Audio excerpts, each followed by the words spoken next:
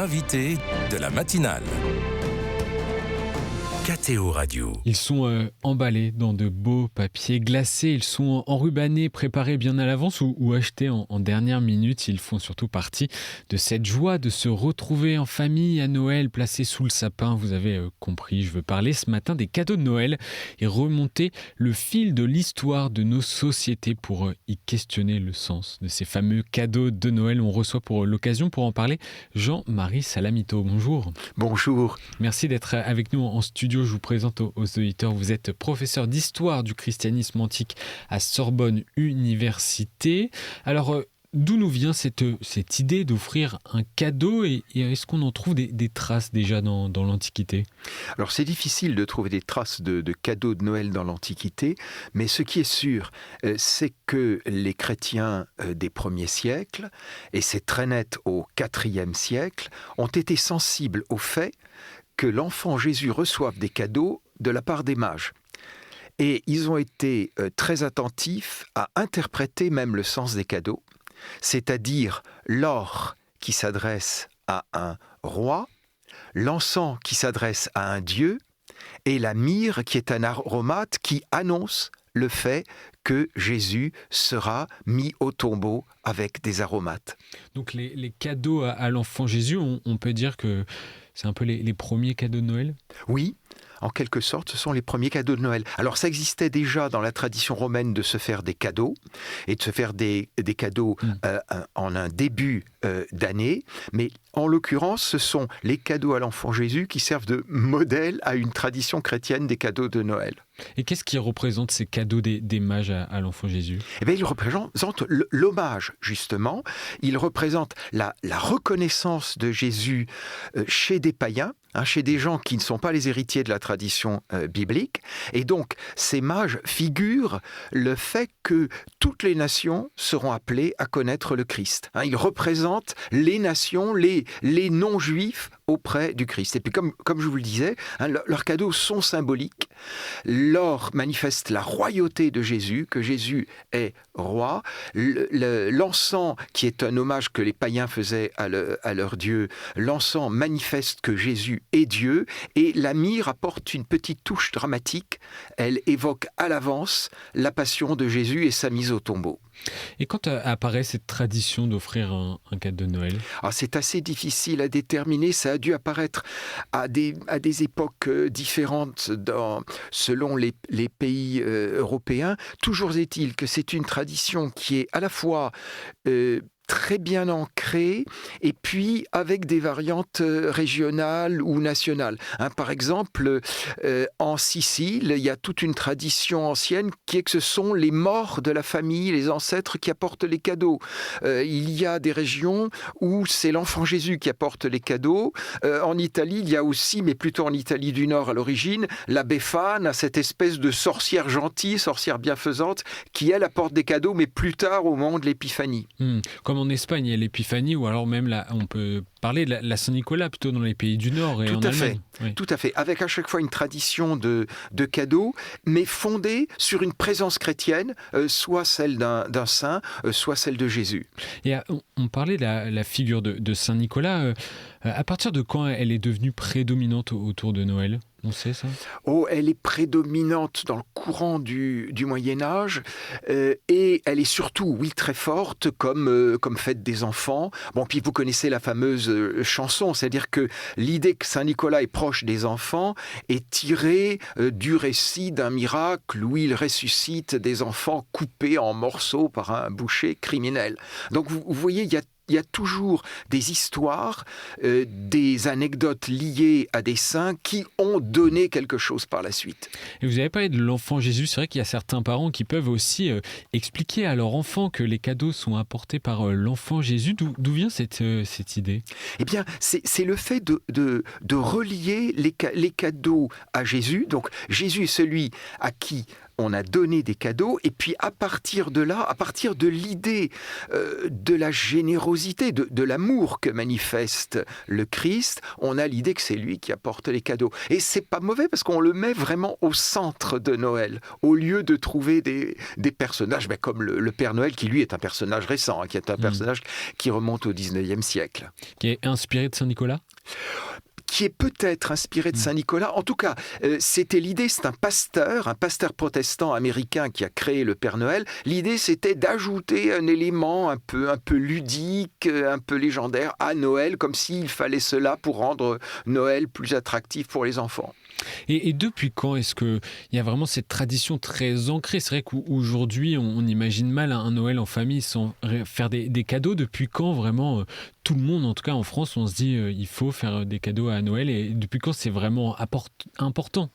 Alors, c'est vraiment bien ancré en France dans le courant du XXe siècle. Alors, simplement, il faut faire très très attention.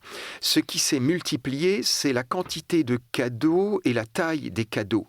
Mais n'oublions pas que dans les campagnes françaises, au lendemain de la Seconde Guerre mondiale, dans certains cas, les cadeaux étaient très modestes. Ou encore, un cadeau de Noël qui se faisait, c'était de donner aux enfants une orange. Vous voyez, une orange, c'était le fruit doré, le fruit d'or, venu de loin, et ça a pu être un cadeau de Noël à soi seul. Quel est le message chrétien, Jean-Marie Salamito, derrière ces échanges de cadeaux ? Je cite le pape Léon XIV qui a rappelé il y a quelques jours à des enfants, Dieu a voulu nous communiquer à tous le don de l'amour à travers les cadeaux de Noël, exhortant ainsi à avoir la présence de Dieu, surtout chez les plus petits. Quel est le sens ? Quel est le message chrétien ? Alors, le message chrétien, il est extraordinairement fort parce qu'il est le message de la venue sur terre du Fils éternel dans un petit enfant. En fait, c'est un message absolument extraordinaire qui n'a d'équivalent dans aucune tradition religieuse au monde, parce que ce n'est pas un envoyé de Dieu, c'est Dieu lui-même, Dieu le Fils. Quand on dit il est consubstantiel au Père, on dit bien cela, il est aussi Dieu que Dieu est Dieu. Il y a Dieu le Père, Dieu le Fils, Dieu le Saint-Esprit, et c'est Dieu le Fils lui-même qui vient sur terre et qui accepte de cacher en quelque sorte sa puissance dans la personne d'un petit enfant. Autrement dit, le message évidemment central, c'est un amour extraordinaire, à la limite indescriptible, inimaginable, de Dieu envers l'humanité, puisque Dieu n'envoie pas simplement des messages, il vient lui-même. Et ce message se retranscrit aussi à travers ces échanges de cadeaux ? Oui, il peut se retranscrire dans ces échanges de cadeaux, pour une raison très simple, c'est que tout ce qui exprime l'amour a un rapport avec Dieu, et que la tradition chrétienne, depuis les origines, a toujours été capable de valoriser des attitudes purement humaines, éventuellement un petit peu simples, dans la mesure où elles sont bonnes. En fait, pour une logique chrétienne, tout ce qui est bon remonte à Dieu à la fois comme créateur et comme sauveur. Et donc le christianisme accepte, reprend et sanctifie même tout ce qui est bon. Et est-ce que ça dit, ces échanges de cadeaux que l'on fait surtout à ses proches, est-ce que ça dit quelque chose de l'importance des liens familiaux, notamment à notre époque ? Oui, ça dit l'importance des liens familiaux. La preuve, c'est que nous savons toutes et tous que les Français sont encore très très attachés à ces retrouvailles familiales, que beaucoup de Français pensent que le bonheur est avant tout une question de famille. Donc c'est une occasion de se retrouver. Et voyez, cette simple occasion qui pourrait être simplement humaine a un rapport avec le don divin. Puisque de toute façon, la capacité d'aimer remonte à Dieu, à la fois comme créateur et à Dieu comme sauveur. Le Christ nous réapprend à aimer. Et pourquoi c'est en particulier destiné aux enfants, ces cadeaux ? Alors parce que d'abord les enfants sont au centre de la famille, les enfants rayonnent. Il faut bien voir que les enfants montrent l'humanité dans sa face la plus belle, au fond, par leur santé, par leur beauté, par leur joie de vivre. Et puis les enfants évoquent l'enfant Jésus. Et malgré l'inflation, on en a touché deux mots, mais ou encore les difficultés économiques, les préoccupations environnementales, on l'a dit, il y a une grande partie des Français qui restent très très attachés à ces cadeaux de Noël, à ces fêtes, à vivre en famille. Comment cette tradition est devenue vraiment un impératif social presque ?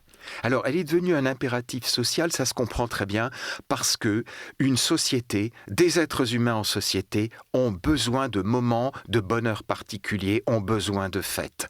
Les païens avaient des fêtes, les juifs, bien évidemment, avaient des fêtes commémorant un certain nombre d'épisodes de leur histoire, de l'histoire du salut, et les chrétiens les ont aussi, et si tant d'êtres humains, même sans être chrétiens, sont attachés à Noël, c'est parce que la fête fait du bien. Et vous avez parlé qu'aujourd'hui, les cadeaux, ça pouvait être parfois un peu excessif, qu'il pouvait y en avoir beaucoup. Est-ce que tout ça, ça peut un peu dévier le sens chrétien dont on a parlé du cadeau ?